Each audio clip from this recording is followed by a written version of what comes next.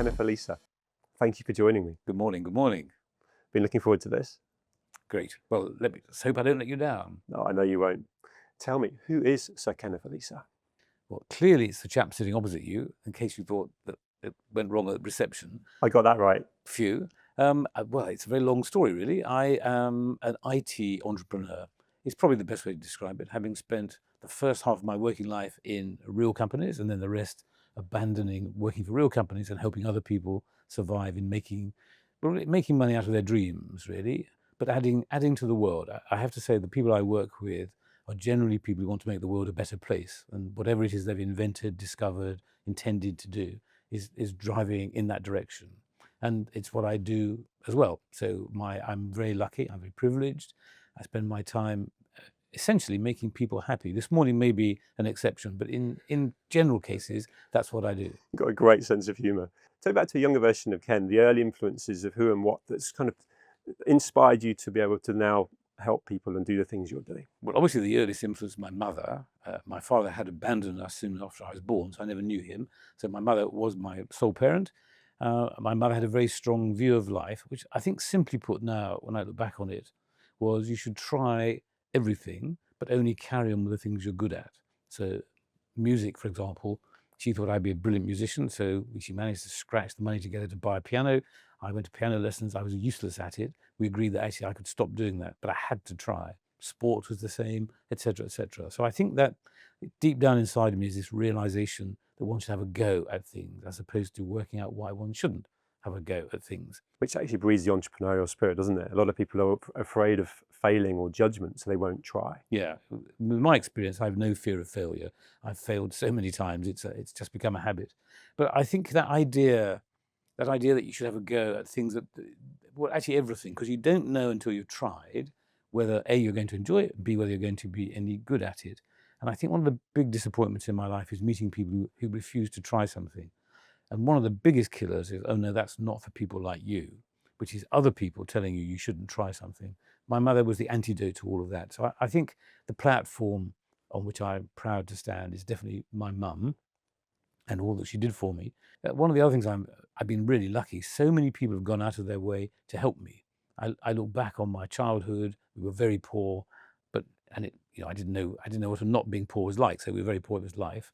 But people nevertheless went out of their way to help me. Not my mum either, particularly me. There was something about me that people wanted to help. And I can point back to a small boy all the way to yesterday. People were saying, actually, Ken, if I could help you do this, would you enjoy it? And I think one of the big lessons I've learned in life is there is a lot of luck about, and so many people diss the luck as opposed to welcoming it. And the second thing I would say, and probably the only other thing I can honestly say about my skill, is not screwing up the luck when it comes. Embrace it. Yeah, absolutely. Do you believe you make your own luck? Because there's a mindset there, and you're clearly giving something off that people want to help you. And I guess that's, something that people are not necessarily embracing and shut off to. So do you believe that you make your own luck? No, I don't actually. I think luck is, by definition, something that happens to you. You can't create it, but you can screw up your luck. You can say, actually, I'm not going to try that. I'm not going to do that. Back to my mum, actually, no, what you should do is you try these things. And if they work, whoopee. And if they don't work, that's okay. You tried. So luck turns up and you go, oh, I'm not really sure about that. He was slightly dodgy. I met a bloke this morning who claimed to be a property developer. Oh, I really want to. The answer is, I don't know. Go meet people, find out, make judgments. Make judgments after you've got the evidence. Don't do it too soon. But so many people will say, no, not for me. And the worst things I've just said is other people saying it's not for you. This world is not for people like you. And that's such a killer. Yeah. And you've proven that. I think we were talking off camera about who's the audience that listens to this. Is it a young person as aspirational, inspiration, learning from someone like yourself? But of course, there was people like myself that have pivoted and actually had to start again or chosen to start again, embracing a challenge. And I think this brings it to growth. You sitting here now, are fully engaged and present, talking to people all the time and learning. It doesn't feel like you'll ever stop. Mm. Is that how you've always lived? And is that how you see yourself kind of almost ending, if you like, still working on the next opportunity, the next deal? Because you're very relevant right now. Well, thank you. I'm very glad I came to see you this morning. This is going rather well. I'm so old, I can't remember what I used to be like. What was I like at school? I didn't really know what I was like at school. School was a bit of a mystery to me, as I think it should be. You know, every day was a new lesson, something learned, etc. But I do remember teachers going out of their way to help me, to push me, to persuade me to do something. I went to great university, and again, people there went, friends, back in the next room, would spend time helping me do something else. So it's my point about luck, really, isn't it? There's some magnetic thing that I means people think want to help me. I think it's purpose. I'm living in real time with you now, meeting you, right? There's a genuine interest. You asked me lots of questions before we started filming. You've got questions all the time in your mind about me and why am I Well, I've got asking more this? questions about you now than I I had when we bet, started. and I bet there'll be a whole separate interview afterwards. But what I'm picking up on is that you show an interest as a conversation develops or as something you're looking into, and I want to bring that whole purpose side of things up. What's your purpose now, and how has that changed? Because when you introduced yourself, it was about helping people. That passion's there. Dare I say, an element of mentorship that you may well not have had from not having a father figure when you were younger. Your mother made up for it in spades, clearly, but that element of them being able to give back feels hugely present about you. Yeah, well, it certainly is. Well, we have a family motto. My wife and I conjured up a family motto in the place where you do family mottos and coats of arms and so on, which is another amazing thing that would have been unimaginable when I was a small boy or even at school or university. But our motto is do well, do good.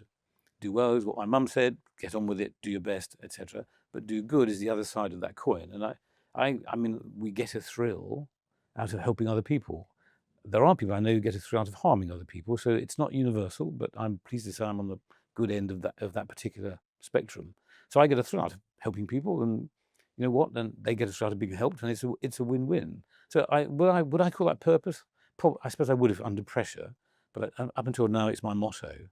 You've not labelled it. I didn't mean to label it, but I think you've also been recognised for that. OBE, Knight of the Realm.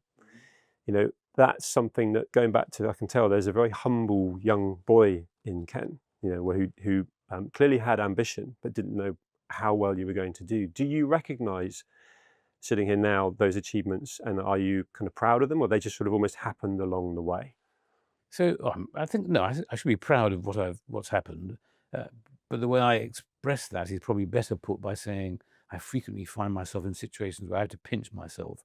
How on earth did this boy who started out in the back streets of Nottingham end up in, I don't know, sitting by the altar in Westminster Abbey at the coronation? How on earth does that happen? I have to pinch myself.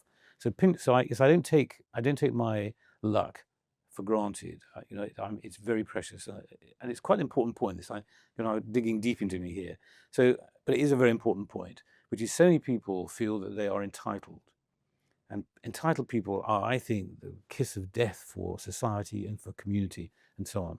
I know one of the great things I get to do in my capacity as Lord Lieutenant of Greater London, the King's representative in the capital city, is I get to present honours to people who've been recommended by other people for what they've done.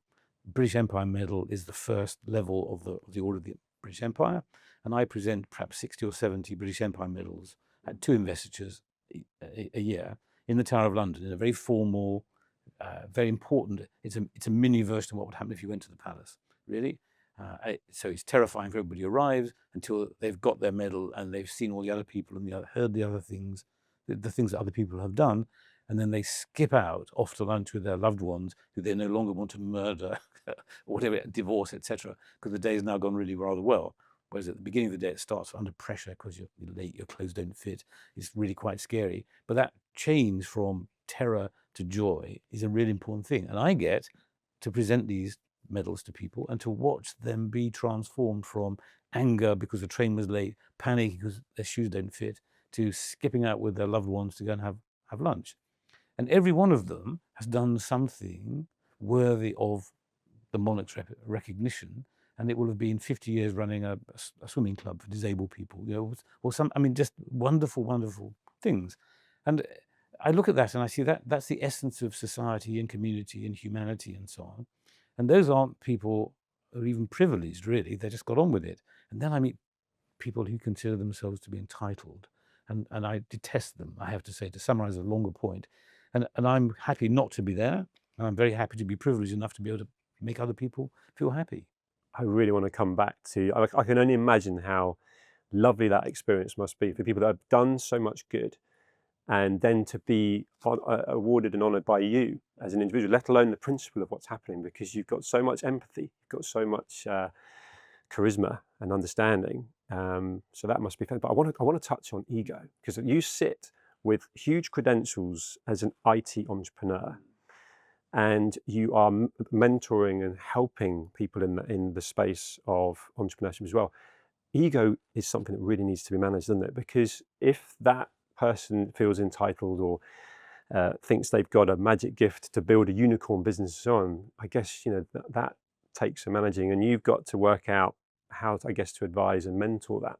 What advice would you give to someone that's ambitious, driven, I dare I say, wants to make money, but also needs to have that side of things managed with compassion? The smart answer to that question is all of the answers to that question lie in my as yet unpublished book on how to be a successful mission-addicted disruptor entrepreneur. My clientele are people who are obsessed with doing something that they think will make the world a better place. They're not obsessed by making money. I can say with all of my clients, for all of my clients, making money is a consequence of this thing they're trying to make happen, and it doesn't drive them. I've got one particular company I'm chairman. We raised $100 million in the last 3 years. The chief executive keeps saying, I don't really think that my pay is right, my remuneration is right, but we'll have to sort it out next year, because at the moment so his focus is on the mission of this business, this dream he's got, this holy grail, this focus. All of my clients, it's not a huge number, but my clients are all people who've got a holy grail vision, and that holy grail will make the world a better place, whatever it is that they've invented. So I find that very fulfilling. I've worked in the past, I've worked for big companies, I worked for IBM, my formative time, okay, and maybe the people at the top were trying to make the world a better place. I obviously didn't meet them, I was a junior at the time, but it was a company, and it had all the things that companies have, with people who don't really understand why they're working there. They're not doing it for the purpose, they're not trying to change something, it's a job, they get them at 5 or 4:59 or something. Really, really frustrating. I'm happy to say I don't have to deal with anybody like that now. I deal with people that will do 24/7, 5 days a week, until they've got the effing thing to work, or the thing to be bought, or whatever it happens to be. And that's, again, very, very uplifting, because that's how mankind progresses. It's people that say, I'm obsessed with making some fundamental difference. And I get the privilege of saying, well, I tried that 20 years ago, and here's how I screwed up. Here's perhaps a better way of tackling it. Perfect mentor again. And I think you'll agree with this, and I've got my own personal experiences as well, is actually that fulfillment and, again, purpose and passion for what you're pursuing. The money will come. Yeah, I remember when I worked, I was responsible for running marketing in a big IT company in America. So it was the best possible job. If you had a job in IT and marketing, you know that everything comes from America. So basically, if you're not in America, you're at the wrong end of the fire hose. And one day, it was my fire hose. So I was in seventh heaven, and I discovered how to get advertising campaigns on TV in America to work. It was all wonderful. And one day, my stockbroker, I had a stockbroker those days, called me up to say, great news, we've just sold XYZ shares and you made a decent profit. And I said, well, that's brilliant. And he said, you're not interested in money, are you? So that's an insult, right? That's a bit like saying you have a small personal part. No, not a good idea. So I said, of course I am. Why do you say that? He said, well, you never ring me. I said, well, I don't need to ring you. You ring me when there's something to tell me. What would I ring you about? He said, well, you could ring me about things we might do to make you more money. So I said, well, but I'm quite happy for you to work those out without, I don't think I've got anything to add. If I knew how to do it, I said, I wouldn't need you. So I'm very happy for you to go. I trust you. Yope was his name. I trust you. You deal with that. He said, no, you're not interested in money. So I'm now insulted. And I said, well, hang on. We bought those shares. I agreed with the purchase. We've just sold them. I've made some money. Because I'm delighted. And he said famously, even blind squirrels find nuts occasionally. Put the phone down. And I remember thinking, I didn't really win that argument. I have to say, none of my clients cares about how much money they make. They know they will. It's a consequence of something. But they're trying to, I've got an AI client, change the world. The $100 million one is to change the way that we connect big public companies with the economic beneficiary, despite all the fund managers and people in between them. And this chap wants to democratize share ownership. And when he's done that, he doesn't know what he'll do next. He has a plan, he'll do something else, but when he hasn't done that yet. So these people they're really exhilarating, really, because we spend our time talking about how we can make the world better. It's beginning to sound a bit hokey, this, but it's true. All these people, and I've been doing it for 20-something years, all of these people are trying to make sure that their legacy will be, this place was better than when I started. What a great legacy as well. That's fascinating.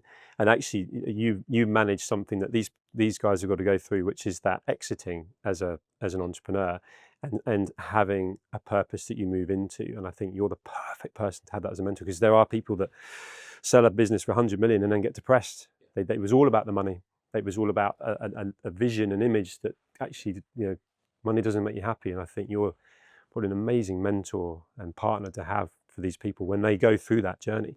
It is worth saying that money does make some people happy. So some people, money is their objective. They're just not my clientele. It's just not my world. Well, we both use the word fulfillment. Mm. I know that's what I was lacking, and it's clear you got that from conversations this morning. You've got that from whatever you'll end up doing this afternoon, and that's the same for me. Right, I want to get the terminology right. Lord Lieutenant Well done. of Greater London. Yep, 10 out of 10. Well done. Thank you. Which means that you are ultimately incredibly close to the King. And I want to know the journey. I want to know how that came about. How did you become Lord Lieutenant of Greater London, and what almost is the sort of the job role? So you put that far better than most people do. So many people say to me, "How on earth did you become Lord Lieutenant?" So thank you. I take that as a compliment. Well, You absolutely should. Thank you. I mean, first of all, what is a Lord Lieutenant? It's a very ancient, it's a very old position. King Henry VIII introduced the concept of Lord Lieutenants, and essentially, that back then they were the military governor in a county. So the Lord Lieutenant of, say, Lincolnshire would have raised the army and quelled riots in Lincolnshire. In fact, the Lord Lieutenant of Lincolnshire would have raised the army for the militia for Lincolnshire right up to the early 20th century. So it's got that long military connection. If you were to come to my office, you see the photographs of all my predecessors for Greater London. It's basically Field Marshal, Field Marshal, Field Marshal, Field Marshal, Field Marshal, Field Marshal, Field Marshal. You get the general idea? Field Marshal, Field Marshal. And my predecessor was the Lord Mayor of London, and his predecessor was the head of the police, and all the rest were essentially, with one exception, Field Marshals. So you get the historic piece there, that once upon a time it was about upholding the dignity of the crown by quelling the riot and raising the militia. In the 21st century, upholding the dignity of the crown means something quite different. Obviously, we have the Metropolitan Police for the riot quelling, and we've outsourced recruiting the militia to various agencies. So that's a subject for another time, perhaps. But upholding the dignity of the crown remains fundamentally important. Sadly, in our country, people just take the crown of the monarch for granted.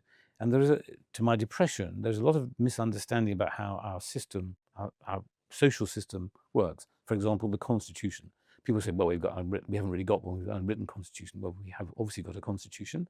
America's got a written Constitution, and they're fighting it all the time. So the writing, not writing, isn't the important bit. The important bit is that people behave because it's the way, they are the rules of the game, as it were. And at the top of that pyramid of what we have to do in the country is the monarch. Now the king, before that, his mother, the queen. And part of what they do, the monarch, is be the repository of our national values. So things that go well, for example, we were just talking about handing out honours, presenting honours. Somebody says, this person spent 75, I gave a British Empire medal to a man who spent 70 years volunteering for the Scouts. Some people get together and say, you know what, this is a symbol of what's great about our country, our values, and this person should be recognised. They fill out a form. The form goes into a system. If it's in London, get to look at it as well and see whether you can find any more out about the person. It goes into a committee. The committee then makes a recommendation, and eventually the monarch signs off the fact that that person now becomes a member of the Order of British Empire. That process is part of binding our society, because the chap I just mentioned actually was a Greek Cypriot who moved here 60 years ago, having spent 10 years in Cyprus helping the Scouts, and then devoted his private time to helping the Scouts in this country.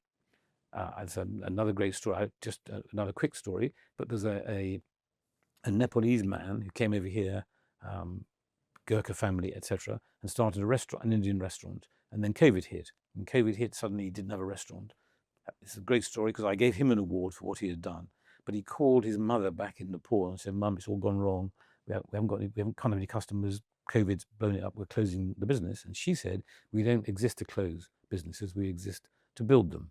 So that was the end of that. He then had to work out what to do where there were no customers. And he turned his restaurant into a dark kitchen and made 100,000 meals, which were then given free to NHS workers in COVID.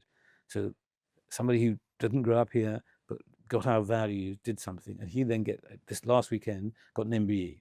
So the king, the monarch, has said that person, on advice, that person deserves to be recognised. It's a wonderful system. Brilliant. And I get to be privileged enough to pin these medals on the chests of people. Very humbling. Say, thank you. Oh, it is amazing. I remember the first Holocaust survivor I presented a medal to, and the story, hiding in a hole in a forest somewhere in it doesn't matter where, but in Eastern Europe, while the Nazis are looking for. I mean, and these people, what did this lady do? She turned her life into going to schools to tell children about evil and good and what they should do. So the king is at the top of that pyramid, and the queen before that, the top of that pyramid. And I'm lucky enough in London to be his representative, to try to find ways to amplify that. And I do it through faith groups, helping faith groups. I do it through other community things, the military, the cadets, and. And I spend a good third of my time basically thanking people and making them happy. Brilliant. Again, coming back to fulfillment. It's wonderful. And how much actual interaction do you have with the king himself? Well, every time he comes to London on a formal visit, I'm there to receive him, make sure that, I'm there before he gets there, obviously, to make sure that everything's set up properly. I'm there to receive him, to make sure all goes okay, and I then get to say goodbye to him when he goes. So I see him 2 or 3 times a month, I suppose. And then there are lots of events at which I see him as well. And because of who you are as a personality, you aren't someone that just chaperones. You have such incredible relationship skills. Have you got to know the king well? Because I can imagine, without, can I call it a friendship? I can imagine that's what it must be. No, I'm sure not. I mean, you think about how many people he has to see every day. But do I feel he trusts me? Yeah, I mean, I can tell a story. I don't think this is spoiling anything. The Met Police Commissioner told me that just after all the riots happened a couple of years ago in the UK, he would like the king to say something about multi-faith relationships. And did I think it was a good idea? And I said, well, it is a good idea. And if I get a chance to mention it in the next week or so, I will. And I did. And the king said, that's a really good idea. And he called a meeting of 45 people from all different faiths in Buckingham Palace. And we sat at 3 different tables, one focusing on women, one focusing on young people, and one focusing on communities generally. And we debated amongst ourselves what the messages ought to be, what were the real pinch points. And then the king came in, he spent 10 minutes or so at each table listening to us. And his Christmas speech that year was all about interfaith relationships. Really important. Now, I claim no credit. It was the commissioner's idea. I just happened to be the messenger in the whole process. But my point of that story isn't about me. It's about how the system works. It's about the fact that we've got somebody in the country who's not political, is not a celebrity, is a repository of values, and helps us all look at something. And we see that. We see the way the royal family, particularly the late Queen and the King, are celebrated by the people. It's so uplifting, and in one sense it's ridiculous. I mean, trying to explain logically why having a monarch makes sense. Actually, trying to explain logically why having politicians make. Actually, nothing we do is really logical, but somehow it's visceral. It's anthropological, and seeing that whole system work, and the king and the queen, the current queen, they're doing this all day, every day, all over the country. He did a day trip to Canada to give that speech on the opening of Parliament in Canada. I mean, this is real service. And I'll finish all that by saying, because it is a wonderful circle to the point you've been making. You may remember at the coronation, you may not have noticed, but at the coronation, the very first thing, the king came in. I mean, obviously a lot of people came in, things happened, but then the king came in and it basically started. And he sat in a small throne before he got into the big throne, up near the altar. And a small boy welcomed him to the abbey. And the king said, I come to serve, not to be served. And I think that's I'm going to cry saying it, it's such a powerful line, because it draws a distinction between people who are entitled and people who are merely privileged and are using that privilege for the right reasons. You've articulated that beautifully. Thank you for sharing all of that.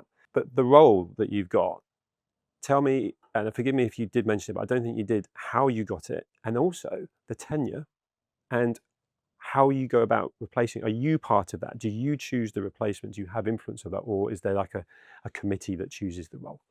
Right. So the answer is, I got a letter from the clerk to the Privy Council explaining that he was charged with the job of finding the replacement for the retiring Lord Lieutenant, so that's how it happens, and would make recommendations to the king, and that my name had been put forward, having taken soundings.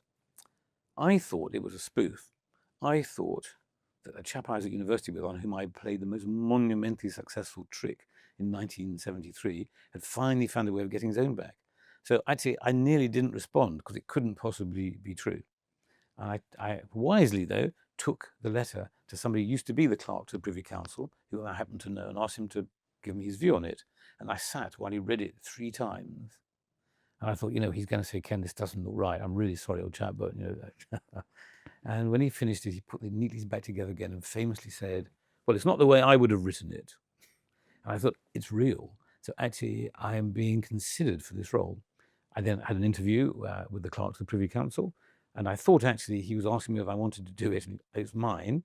Halfway through the interview, I realized it was an interview and it was competitive. So I'm an aging salesman. I switched gears from just chattering about things and began to focus on the objective. And what happens is he then sends 3 names to the then Prime Minister, it's David Cameron. David Cameron chooses one, sent it to the Queen. The Queen pricked it and it came back again. So the most astonishing, bolt out of the blue opportunity. And back to your earlier question about luck. No, I don't think I can claim to have done anything in particular that made all that happen. It was pure luck, but I didn't screw it up. No, I was just going to say, you take your opportunities. And I love that when you talked earlier about the fact that you failed multiple times. There's so many things you've been successful with because you've kept trying, you keep going. Sitting here now with all this maturity and perspective that you've got, all the things you've achieved, we could name so many things. And I also know that without making you feel uncomfortable, that's not actually what you want to be doing. But what I want to ask you is, how do you define success? I suppose I can look to sport. Well, I'm not a sports person, but I look to sport for the answer. You're playing a game. Do you score more goals than the other side? It's kind of obvious, but it's in the transaction. The next game you play, do you score more goals than the other side? And then the next one. So it's not a continuum. And even if you get to be the champion at something, it goes back to 0 and it starts all over again. So I think I would answer that question by saying probably the most formative job I've had in my life, in the sense where everything was learning, was as a salesman. So I worked for IBM after university. Well, actually, I had a scholarship from IBM at university, another luck thing, having started computer programming when I was at school. And whilst I'm just doing my luck, and I'll come back and answer your question, at school in the 6th form, we had a choice on a Friday afternoon, either to go cross-country running or to go to the local university to learn computer programming. I had no idea what computer programming was, but I did know it was indoors. I did know I'd be fully clothed. I did know there were going to be no communal showers, and there would be no rain. It seemed a no-brainer to me, so I went off to Nottingham University to discover what computer programming was, and my career in IT was born. But zero strategy, 0 knowledge, the rest of it, luck. Well, I suppose I did make a decision, so perhaps slightly less luck, but at least I had a choice. Imagine being at a school, you could only go cross-country running. So I had a scholarship from IBM then, after I worked for them for my gap year, and then, and then I went to work for IBM as a systems engineer. So I was the person who helped the salesman put the proposal together, design the system, then I would write the system, test the system, install the system, and then go on to the next one. So I was a real engineer as opposed to not. And one day I'd been up all night sorting out something that needed to be delivered to a customer the next day. Finished it, came home, had a shower, some breakfast, and the salesman I was working with picked me up, take me back up to London for the next what presentation we're doing. So as we drove up, I remember, I'll never forget this, drove through the Hammersmith towards London in his super white E-Type Jaguar. A little voice inside me said, he wasn't up all night. He wasn't doing these other things, and he's got an E-Type Jaguar, and you've got some Renault 16 or something. And he probably earns more than you can. There's a lesson here. So I became a salesman. And I was a successful computer salesman for IBM before moving into marketing, and the rest is my career. But that sales time, I still get the buzz when somebody signs the piece of paper. So that was a long answer to a question. But if you've got somebody to a position where they trust you enough to sign that piece of paper, that gives me a thrill. The E-Type conversation and the kind of inspiration that can also become a role model. That could be someone in the limelight, if you like, a celebrity, but also people you spend time around. Do you recognize that you are a role model. And I think also making the bigger point that you were the first director, black director of a FTSE 100 company. There are a number of firsts that you've led in context of being a role model to the black community. Is that something you embrace and are aware of? Yes, the short answer to that question is yes. You don't get short answers from me, so that's just the lead in. So I used to be on the board of Reuters, which is the one you were just talking about, and we had a driver called Kwame.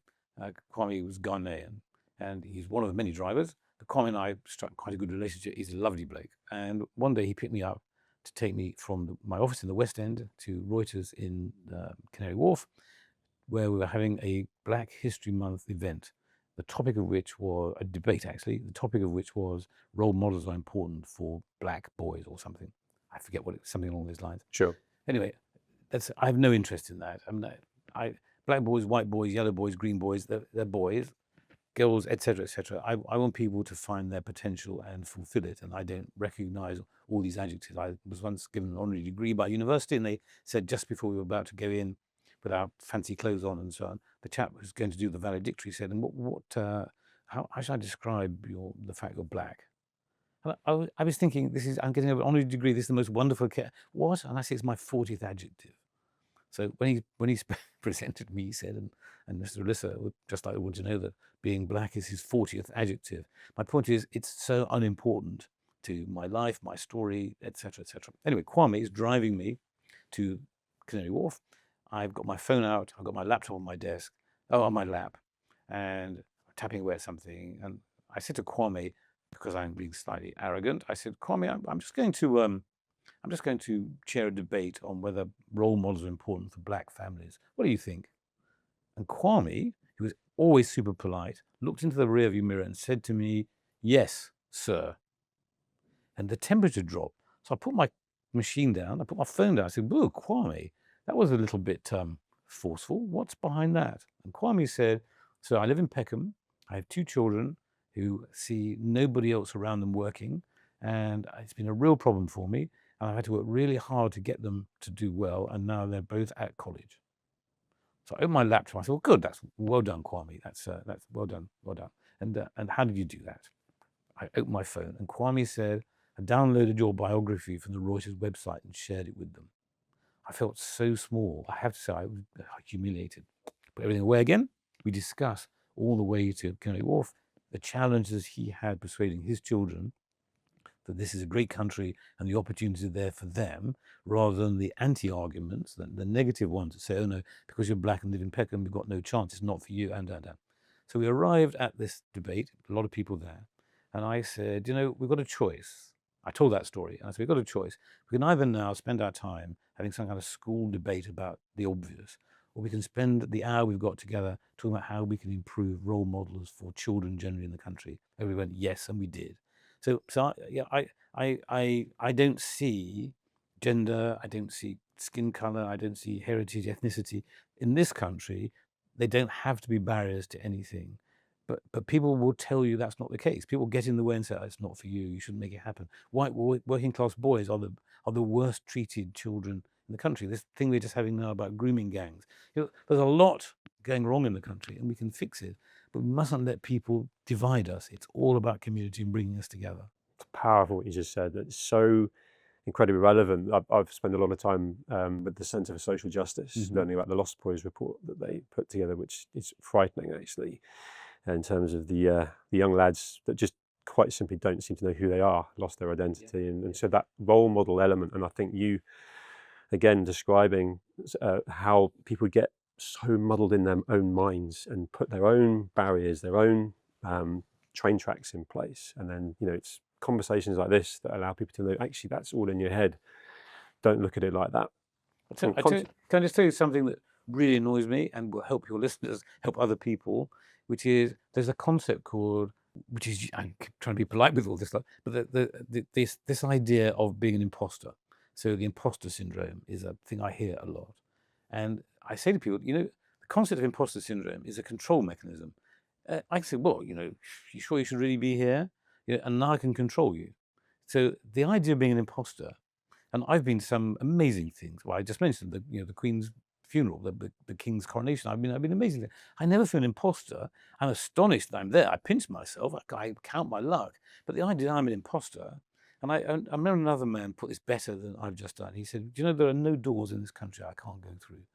It's so important that now there are countries where you can't go through the doors. This is it's a unique British thing, and we should celebrate it. We shouldn't let anybody put these false barriers in the way. I've got a final question for you, which is actually really, from the flow of the way we've gone about this conversation, I'm actually really interested to see what you'll say. And it goes back to who you are, what you've done, the experiences you've had. If you could give one piece of advice to a younger version of yourself, when we were talking out there earlier, you said you spend a lot of time working with the kind of 18, 19-year-old entrepreneurs, which is clearly your passion. It's how you introduce yourself. What is the one piece of advice you would give? It's really easy. When faced with a difficult choice, follow your heart and not your head. I love that. I could keep talking to you for so much longer, but Ken, thank you for making time to talk with me today. It's been an absolute pleasure. I hope you've enjoyed it. I have indeed. Thank you much. And is there a fee? I love it. Thank you, Ken. Take care.